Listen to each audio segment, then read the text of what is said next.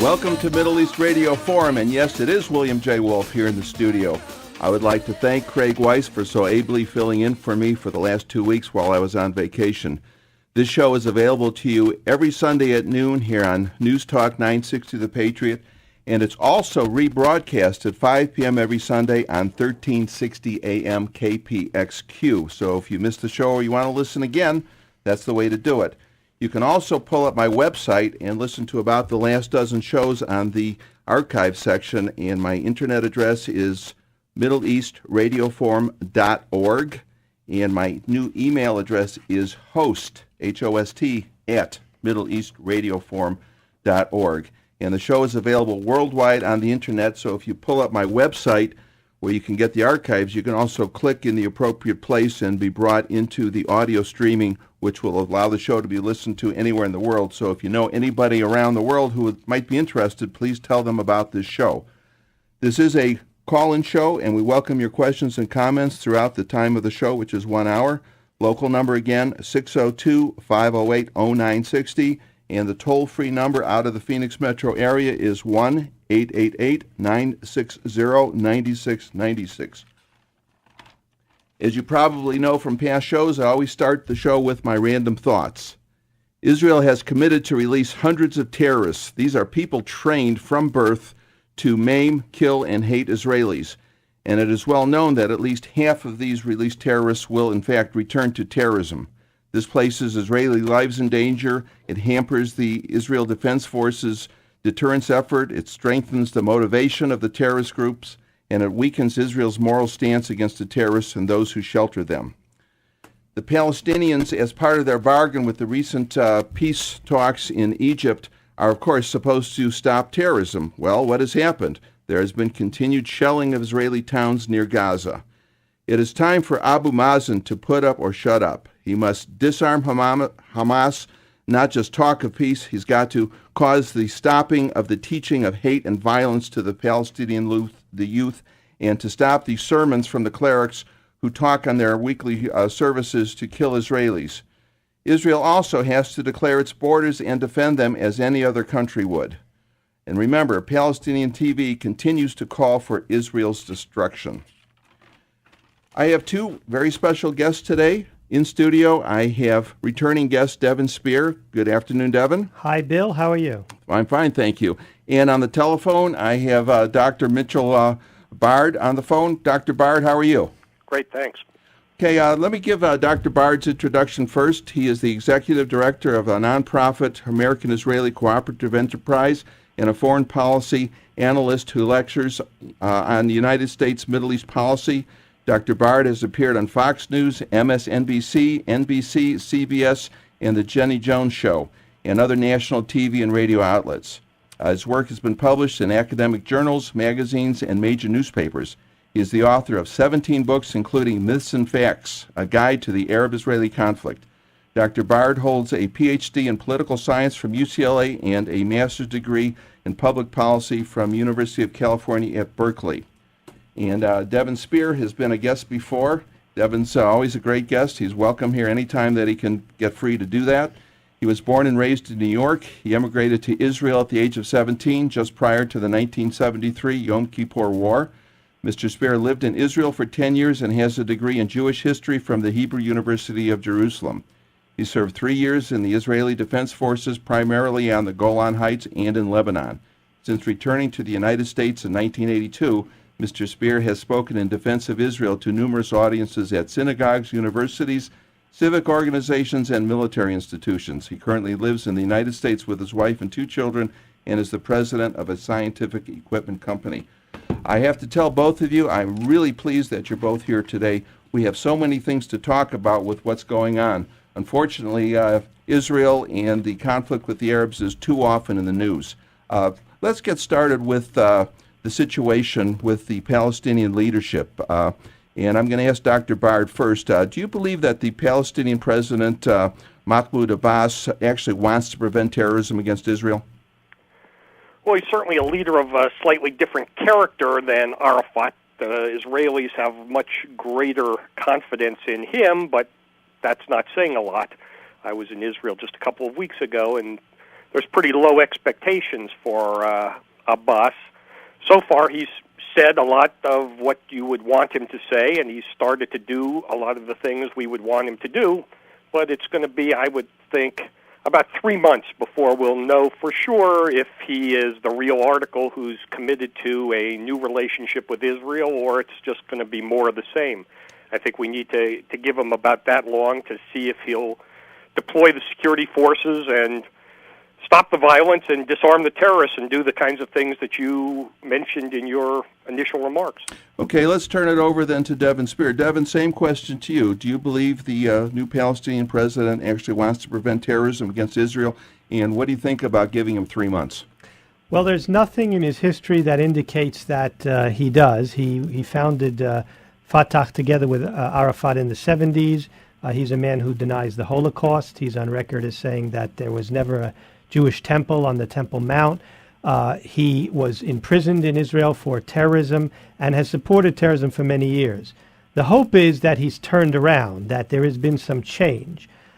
So there's nothing in his past indicating that there's a change. There's nothing in his election rhetoric indicating a change. He called Israel the Zionist enemy. But the hope is that he has changed, and there is some evidence in the last few weeks that he may, and I repeat, may be heading in a different direction. Okay, what about the comment from Dr. Bard that give him 3 months? I think the test is right now. I think that in sending 25 or 40 missiles on Israeli towns immediately after the ceasefire, Hamas sent a challenge to Abbas. Because let's remember that it's not only a challenge to Israel, but it's a direct challenge to Abbas's authority. And that if he does not immediately dismantle the terrorist organizations, then he has no authority. There is no reason for Israel to negotiate with him over the next 3 months or over the next 2 days if he does not immediately challenge Hamas. Well, this brings to my mind the situation with Arafat, who was just famous for his window dressing. He would arrest terrorists and have the cameras showing them going in the front door, and then off the cameras, they'd be going out the back door in a matter of minutes or hours or even days.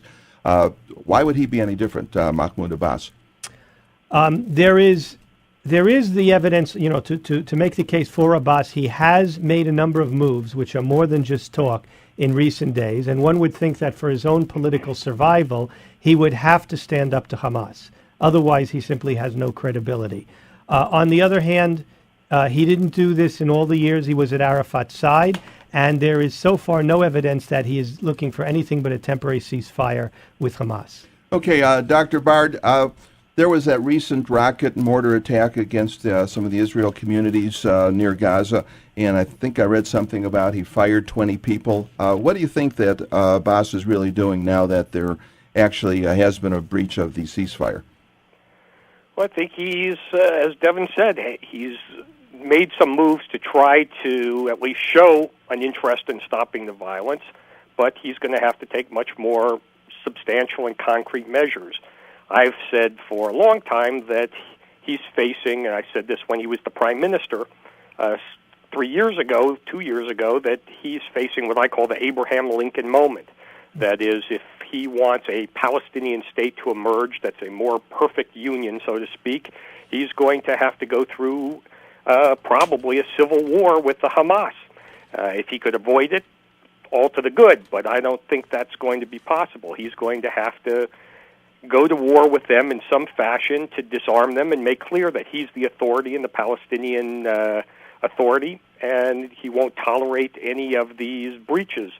And Israel's faced a similar thing. In the past, in 1948, Ben-Gurion had his Lincoln moment when he faced the possibility of dissension from the Irgun, and he sank the Altalena and actually had Jews killing fellow Jews because he felt it was necessary to ensure the more perfect Jewish union. And Sharon is facing a similar kind of Lincoln moment now in terms of facing opposition from settlers who are opposed to his disengagement. And he's showing so far that he is Lincoln-esque and willing to stand up to them. Well, Abbas has to do the same with with the terrorists who are challenging his leadership. Well, Dr. Bard, isn't Mahmoud Abbas on record as saying he will not use force against these terrorists? And that was as recent as probably 3-4 weeks ago? That's right. That's what he said up until now, and what I'm saying is I don't think that's going to be an option for him. That over these next 3 months, that I think he basically has to show that he's capable and willing to do what's necessary to stop the violence. He'll see if he can do it without the civil war, but I don't think it's ultimately going to be possible. That the Hamas is going to make it clear to him that they will not take orders. Okay. Now, Devin, I have a question for you. Israel has never declared its borders, correct? That's correct. Most people aren't aware of that, but that's true. And I have read your book. I'm in my second reading right now, and you do talk about that, believing that Israel, in fact, needs to declare its borders. Can you explain what you mean in your book? There are many people who advocate that Israel return to the 48 armistice lines as if those were borders which were recognized by somebody.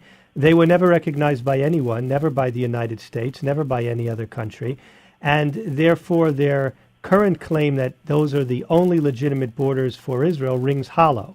And I don't think, after 100 years of Israel having tried to compromise with the other side and finding no goodwill, that at this point they need to discuss this further with people who are seeking their destruction.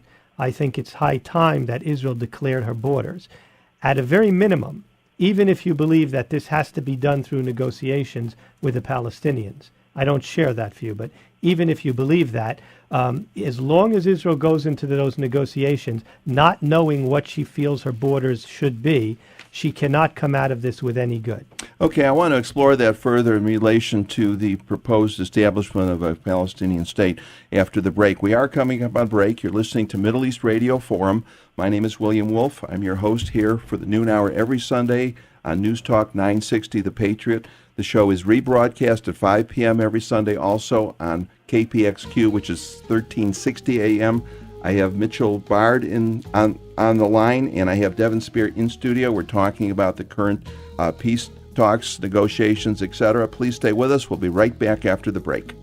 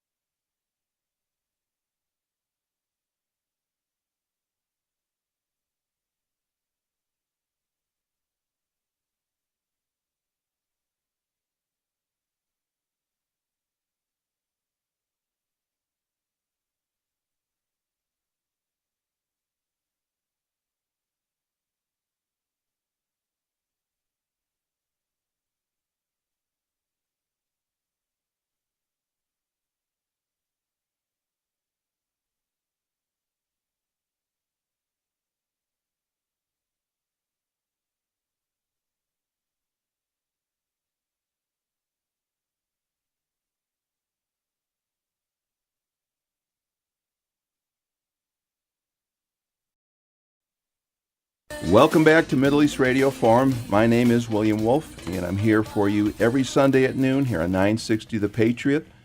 Also, the show is rebroadcast every Sunday at 5 p.m. on KPXQ, which is 1360 on the AM dial. In studio today, I have Devin Sper, author of a book called The Future of Israel, and I also have on the telephone Dr. Mitchel Bard. He is author of 17 books, and the reason I'm familiar with his work is that he wrote this book called Myths and Facts. It was a guide to the Arab-Israeli conflict. Dr. Bard, I don't know if you realize this, I'm sure you don't, that I used to teach the subject here in Phoenix, and your book, Myths and Facts, was my textbook. Well, that's always good to hear. Hopefully you also use our website, the Jewish Virtual Library, which is the biggest website in the world on Jewish history and culture. Well, I haven't used that, but I was teaching in the 80s, so I think that's before we had websites. But I would highly recommend Myths and Facts to anybody who really wants to take a look at the situation with the Arab-Israeli situation, where they can see the real facts. It's very well documented, and they can understand what was really going on in the history, and so they can better understand current events and what's going to happen in the future. Also, Devin, you're the author of The Future of Israel. As I mentioned earlier, I'm in my second reading of the book. Can you please tell our listeners how you can get a copy? Yes, you can get it if you're local at the Jewish Quarter, at the Temple High Bookshop, or the Temple Beit Emet Bookshop, or at Scottsdale Kosher Market, or you can get it anywhere on the web at thefutureofisrael.net. Okay, thanks, Devin. There's something that is going to jump me out of order here. I was going to ask this question a little bit later in the show, but Dr. Bard brought it up about Jews killing Jews, and I was going to ask about Ariel Sharon and the settlers in the so-called settlers, I would call them just residents of Israel, who live in the Gaza area. Do you really think that Ariel Sharon is going to actually kill these people if they refuse to leave voluntarily? You're asking me? No, I never said that was going to happen. No, I was saying that this is what ended up happening in 1948 when there was a firefight and Jews from the Irgun challenged the Israel Defense Forces at the time. In terms of violence in the Gaza Strip, it's conceivable there would be violence, but it would be instigated by the Jewish residents there. But I don't think ultimately it should come to that. Most are already beginning to make plans for moving inside the existing borders of Israel into other communities. What's been disturbing is reports just in the last few days of attacks against Israeli government ministers, people like Bibi Netanyahu, who's been a very big supporter of Jews in the territories and someone who hasn't been a big fan of the disengagement, and his tires were slashed the other day. Another minister was accosted, and there's been a lot of death threats against the prime minister, and I think it's a very disturbing development among people who have a perfect right to oppose a policy in a democratic way, but not to do it in illegal and potentially violent ways. Okay, Devin, you want to jump in on that? Yes, well, I have to disagree with Mr. Bard, and let me just say that I've seen his book, and it's an excellent book, so in general I agree with his positions, but I have to disagree with you on this point. The violence, Dr. Bard, that is, the violence is being conducted by the Israeli government, which is going to drag 7,000 Jews out of their homes. These are homes which they built legally at the bequest of the Israeli government. And simply because the Israeli government has had a change of policy, you cannot vilify and criminalize these people. All they're doing, and many of them have been born in that area, is living in homes they've lived in for decades. So if you violently drag people out of their homes, that's the beginning of violence, not the reaction of those people. Secondly, I think you're simply mistaken that those people are ready to leave. There are a few dozen who have agreed to leave. 7,000 have refused to leave. Okay, Dr. Bard, I'll give you a chance to respond if you'd like to. Well, I think, the reality is that those people moved to those areas knowing that they weren't in the state of Israel, and there was a high probability it would never be part of Israel, especially in the Gaza Strip. It's a little different situation in Judea and Samaria, but Gaza, Israel's been trying to get rid of for pretty close to 50 years. So the idea that these people moved there and thought they were going to live there forever as Israeli citizens would be only naivete on their part. And whether they get dragged out or not is really depending on them. Just as Israel made an agreement with the Egyptians to move people out of the Sinai, where there were also people who lived for some time in Jewish communities, the government can decide that they're now going to move out of the Gaza Strip, and those people will have to decide if they want to move and take advantage of extremely generous compensation they're being offered, or if they'd rather engage in an illegal and violent behavior, which will have serious repercussions for them. And I think the vast majority, as the polls have consistently shown, aren't going to resort to that, and ultimately will go along with the decision of the government. Well, Dr. Bard, isn't it true that the Israeli government encouraged people to begin residing in these areas? And Ariel Sharon, in fact, was the father of the so-called settlement movement. Well, there certainly were incentives given to Jews to move to different parts of the territories. There's no question about that. But just as governments change their minds for all different reasons, this one is changing its mind about the merits of having Jews living in some of these territories. Okay, I'm going to let Devin... they're going to have to adapt to that. Just okay. As you have eminent domain where governments come in and tell people they have to move out of their houses for other reasons, that's going to happen here. Okay, I'm going to let Devin jump in, and then I have to take a long-distance call. I don't accept the parallel of eminent domain. There is no pressing reason why these people need to move other than their ethnicity. And I think we would not accept that any other government in the world, let's say here in the United States, were to drag 7,000 Jews out of their homes because they are Jews. We're not talking about building a road here. We're not talking about building an airport. And I simply don't accept the parallel. You said that they moved outside the state of Israel. Since the state of Israel has no declared borders, it's impossible for people to know where the state begins or ends. Okay, let's jump quickly to David calling from Skokie, obviously listening on the Internet. Go ahead, David, you're on the air. We may have to go till after the break, but please start your question. Okay, my question is that you discussed before the issue of borders and that Israel has not declared any borders at this point. Clearly, if there are going to be negotiations with the Palestinians, it appears, certainly from their rhetoric, that borders are a central starting point for the Palestinian Authority and any beginning of a negotiation. So I'm just wondering what tact should Israel take in the negotiations on that basis. Okay, David, we're coming up on break. I'm going to ask you to stay on the line until after the break so I can give both of our guests the chance to respond to your question. You're listening to Middle East Radio Forum. My name is William Wolf. I'm your host here every Sunday at noon on News Talk 960 The Patriot. This program is rebroadcast at 5 p.m. every Sunday on a different station, KPXQ, which is 1360 a.m. I have in studio author Devin Sper, author of The Future of Israel, and on the telephone I have Dr. Mitchel Bard. He wrote Myths and Facts, among other things, among 17 other books.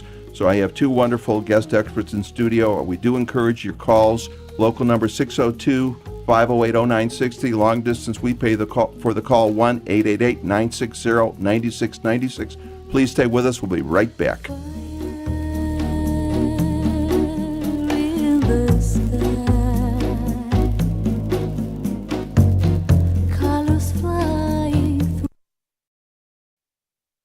Welcome back to Middle East Radio Forum. My name is William Wolf, and as I've said before, we're here at noon every Sunday here on News Talk 960 The Patriot.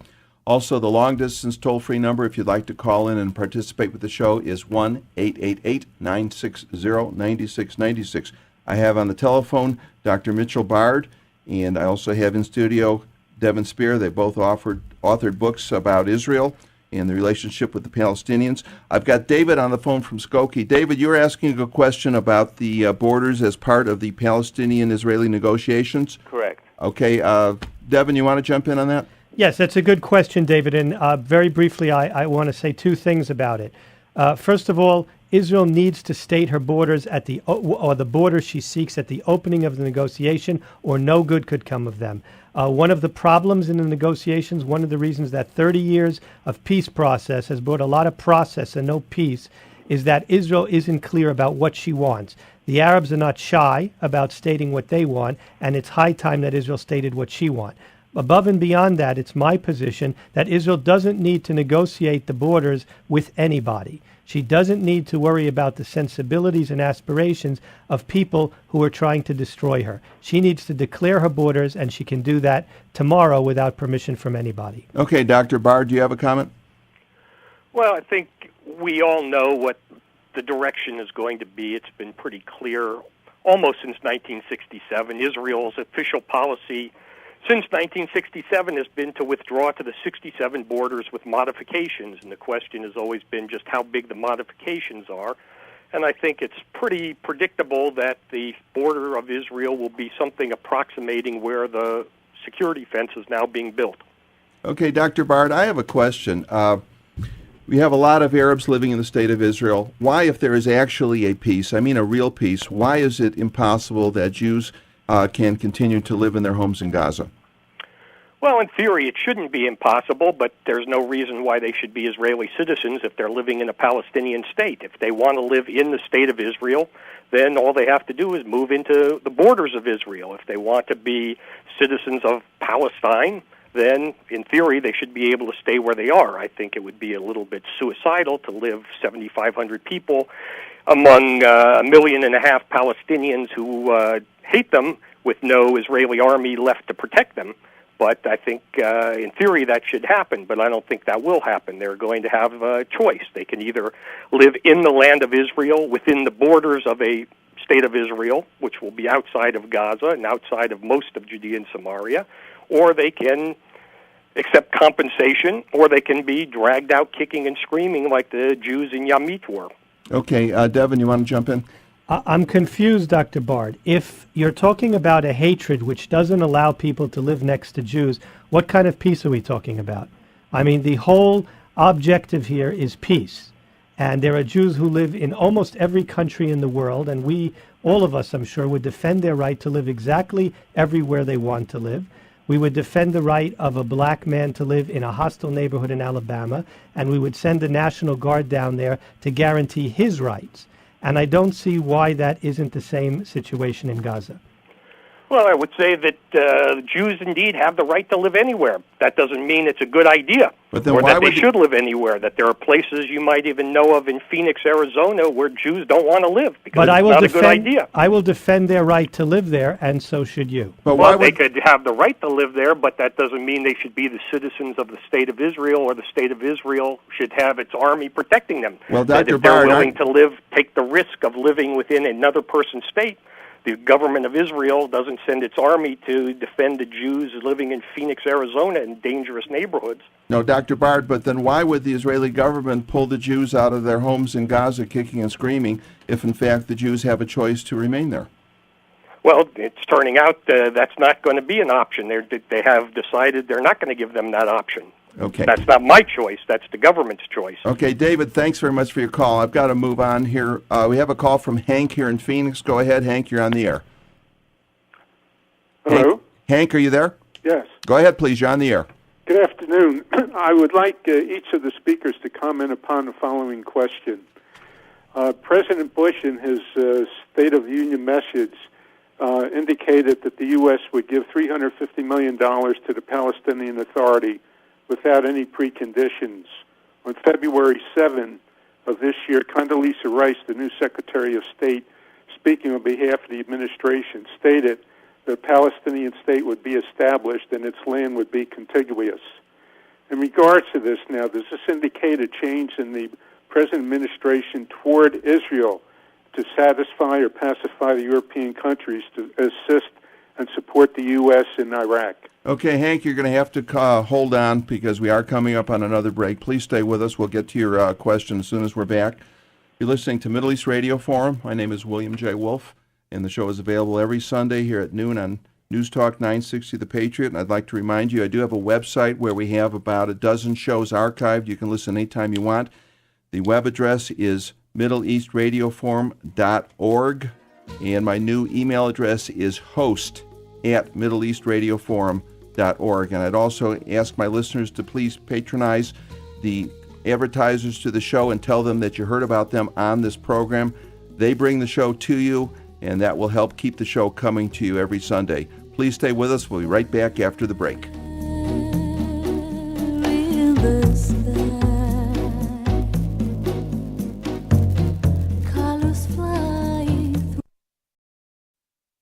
Welcome back to the final segment of today's Middle East Radio Forum. In studio today, I have author Devin Sper, and on the phone I have author and other things, Dr. Mitchel Bard who is the author of The Myths and Facts, A Guide to the Arab-Israeli Conflict, which I highly recommend if you want to really get a better understanding of the Arab-Israeli conflict.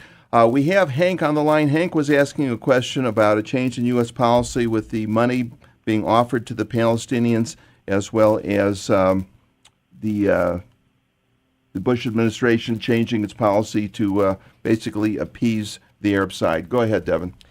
Yeah, and I think Hank was saying that they may be doing it to appease the Europeans. I would disagree, Hank. I understand your question and your concern. However, I have a lot of faith in this administration, even more so since Condoleezza Rice replaced Colin Powell. I think she's a great friend of Israel. She's a religious person who believes in something, as is President Bush. I feel that they're taking their lead from the Israeli government, which has no real direction. The Israeli government seems to want to appease Abbas, and the American government is trying to help them. I think the entire peace process since Oslo has been the American government trying to do what they think the Israeli government wants, and the problem is that the Israeli government is directionless. Okay, Dr. Bard, do you have a comment? Dr. Bard?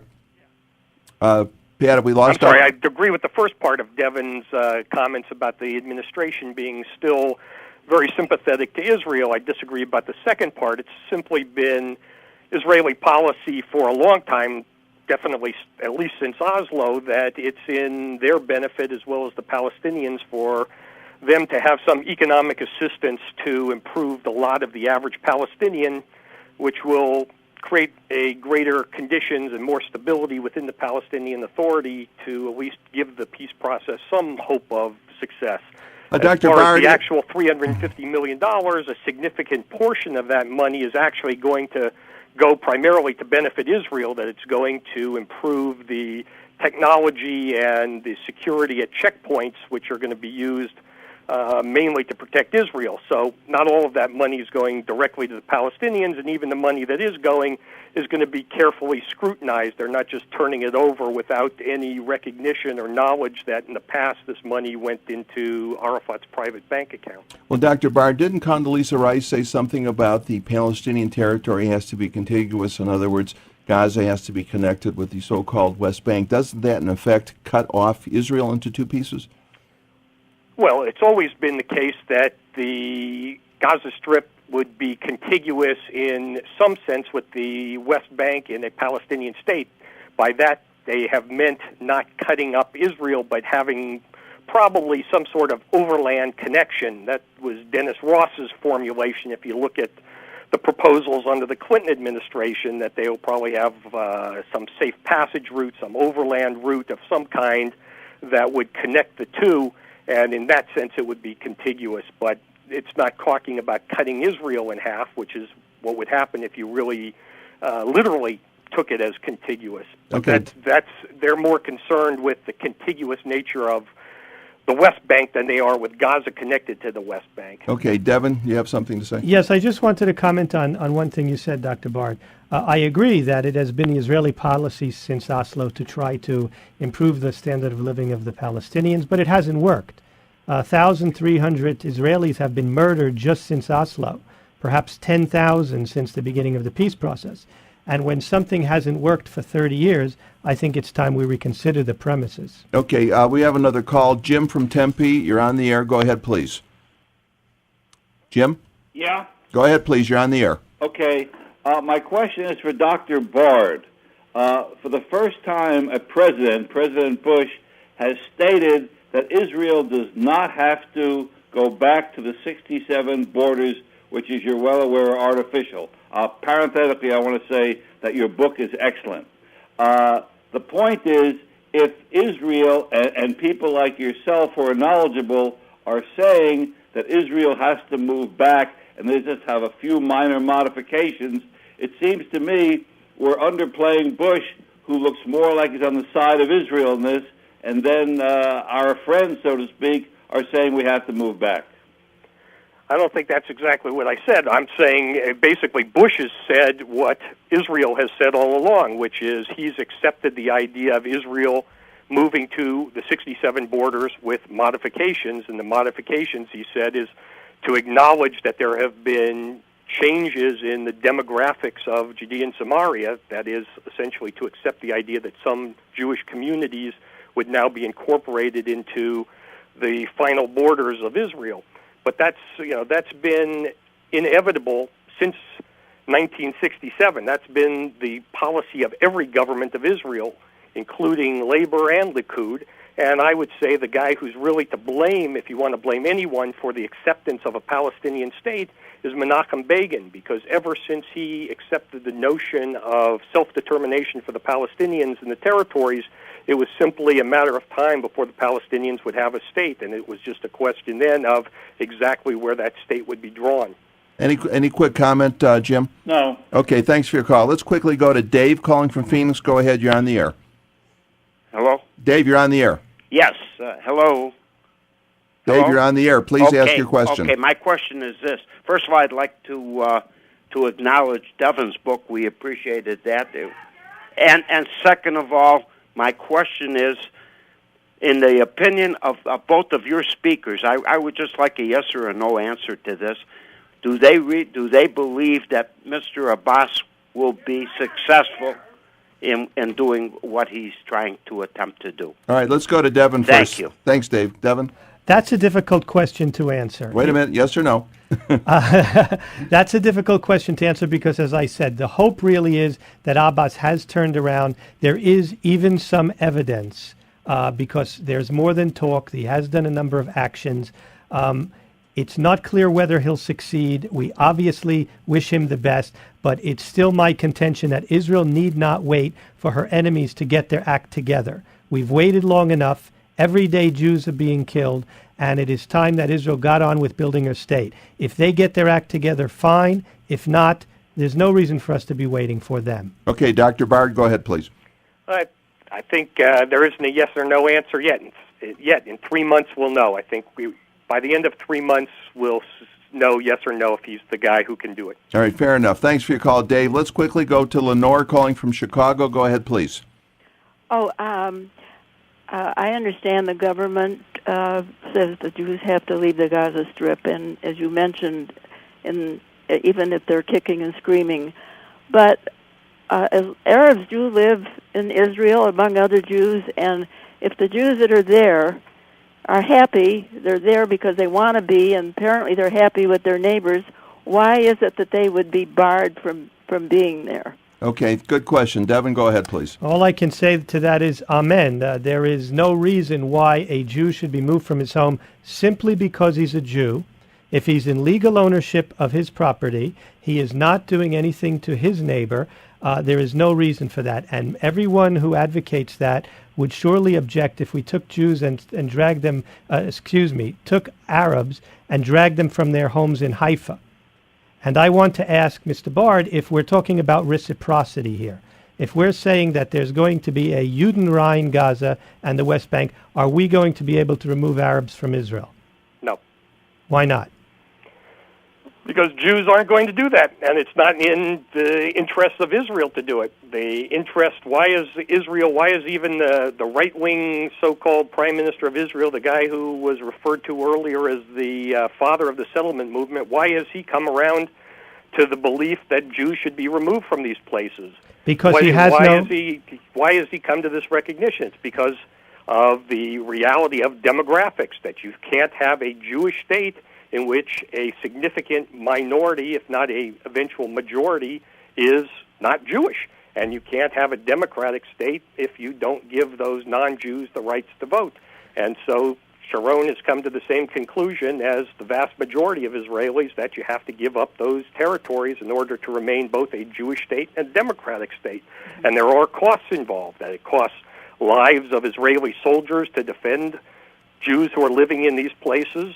It costs a lot of money, hundreds of millions of dollars that could be spent on infrastructure within the state's borders, within the social context, within education, that are spent to build roads and to support the Jewish communities there. And it's something the government in the past was willing to do, but now has decided it's not in its interest. All right, Devin, go ahead, please. Well, the government was elected on a very different platform, and if the government betrays the principles on which it was elected, it can expect that its voters will not be happy with it and that they will unelect it, as has happened to the last 7 governments in Israel, each of which was elected on a platform of not negotiating with the PLO, not giving in to terror, and proceeded to do exactly that. Sharon has already lost his majority, and he's only cobbled together a majority with Shimon Peres, of all people, the man who led us into this disaster.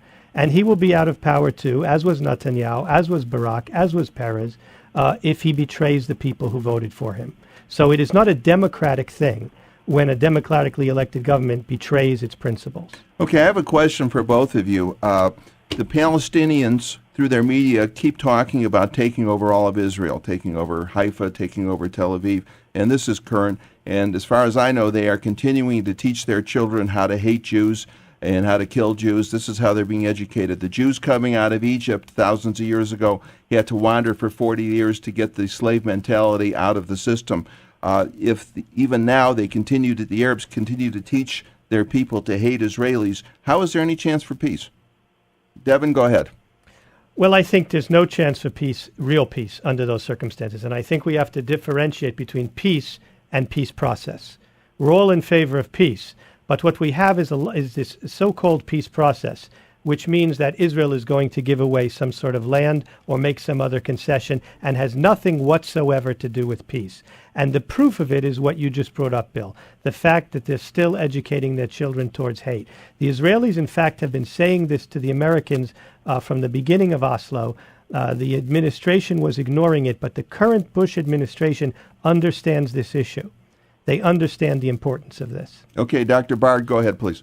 Look, there is no perfect peace for some of the reasons you describe and others we haven't really gone into, notably radical Islamic fundamentalism. Israel is not going to have perfect peace. It's not going to have the relationship with its neighbors that the United States has with Canada and Mexico. So the question isn't whether we can get perfect peace with our neighbors and get them to love us and become Zionists. The question is, how does Israel get as much peace as it possibly can with the least amount of danger? And I believe, and I think most Israelis have concluded, that you can get more peace with less danger by getting out of parts of Judea and Samaria and out of the Gaza Strip. Okay, Lenore, thanks for that question. You've gotten us on an interesting tact here. Go ahead, Devin. How, Dr. Barr, does dragging these 7,000 Jews from their home solve the problem? How does it stop the next missile from landing on Sderot? The Army still, according to the Chief of Staff, has to patrol the Philadelphia Road because otherwise they'll be bringing in weapons of mass destruction and not just small arms as they are today. The Army will have to fill the gap left by the settlements. What changes in essence other than the demoralization of good, patriotic Israelis? Well, I don't think they're going to end up being dragged out for the most part. They're going to leave on their own. But the reality is that you're going to have a much more securable border. You're not going to have 7,500 Jews who basically have decided to make themselves sitting ducks surrounded by these 1.5 million people. If you believe that they really are hated and they will never be accepted, why would you sit them right in the middle to be sitting ducks?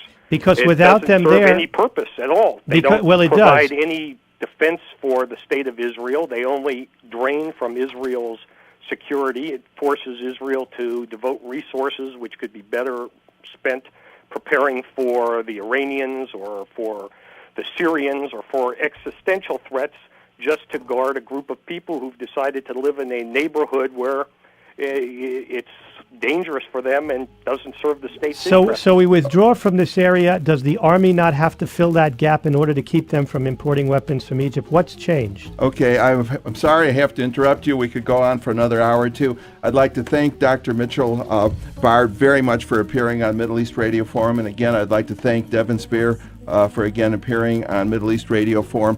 My name is William Wolf. I hope you've enjoyed the show. Please stay with us for next week when Dr. Steve Carroll will be back to discuss the missile boats of Cherbourg and how the Israeli Navy had to adopt new strategies after the Six-Day War of 1967. And again, I please ask you to utilize the services of my advertisers. Tell them you heard about them on this program. And check out the website, MiddleEastRadioForum.org. And I'll talk to you next week. Thanks very much.